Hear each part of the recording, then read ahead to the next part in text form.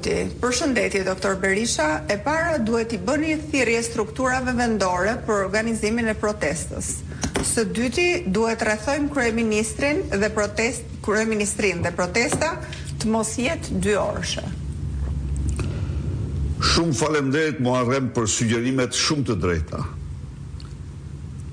Mendoj se strukturat e Partisë Demokratike sot më shumë se kur duhet të përgjigjen misionit tyre, mbasi ky mision është shpëtimtar për Shqipërinë dhe opozita është shpresa e vetme për këtë vend.